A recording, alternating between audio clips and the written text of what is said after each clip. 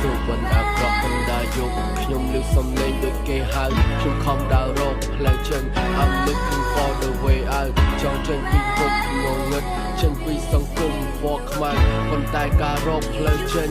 គឺវាមិនស្រួលដូចពេលចូលទៅបាទហើយក៏ខ្ញុំមិនជប់ម៉ែគាត់ក៏ខ្ញុំមិនភ្លេចញ៉ាំដៃខ្ញុំគួរសម្លាប់ខ្ញុំនៅតែដើរទៅអត់ទៅពលមិនព្រមមិនឃើញគ្រួសារបីដូចទឹកត្រូវទៅបំផាត់បំផាយគ្រប់យ៉ាងពណ៌សទៅពណ៌ខ្មៅចិត្តជាស្ទៀវឈាមវារឿងចេះតែចង់សាកល្បងរួមជាតិភាពមកចាងចង់សាកឲ្យដឹងម្ដងសាកលើកទី1ហើយខ្ញុំថាវាអត់អីផងអីនៅតទៅ3 4 5ដងចេះមុខសែងចេញកង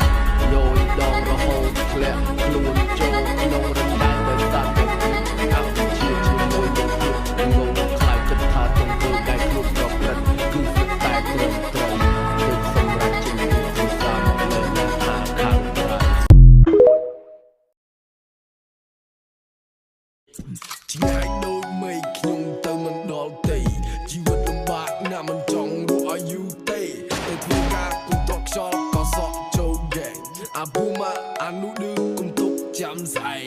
ស្ដាប់លោកអើនិយាយពីពលបតវាបច្ចុប្បន្នក្មេងទៅធ្វើការមិនឲ្យរៀនសូត្របនខ្មោចគ្មានស្មូតរូបរាងគ្មានតន្ត្រីខ្ញុំសួរគាត់ថាចង់គេបានអីឆៃហត់ទៅទឹកបបដើម្បីយកធម្មពលរូបក្នុងជីវិតមួយដែលអង្គការបានផ្ដល់ហើយកុំឆ្ងល់មុខសម្បូរមនុស្សស្លាប់ឲ្យយូរយូរយ៉ាងម៉េចបើគ្នាមិនតបអង្គមកក្តៅចាញ់ដូចមេឃខ្ញុំទៅមិនចោលទេជីវិតលំបាកណាស់មិនចង់ទៅឲ្យយូរទេតែធ្វើការគុំទុកខ្យល់មកសល់ចូលទេអាពូម៉ាអានុឌឺគុំទុកចាំស្អែក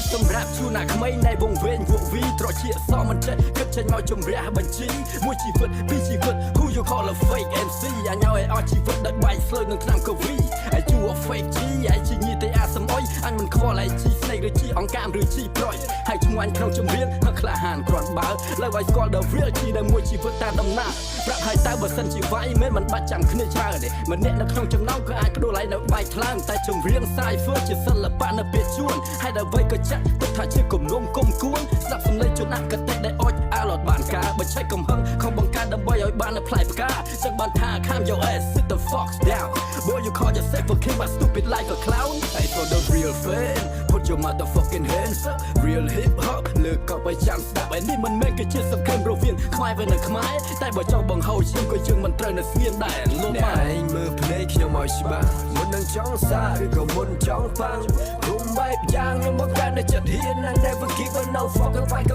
with you need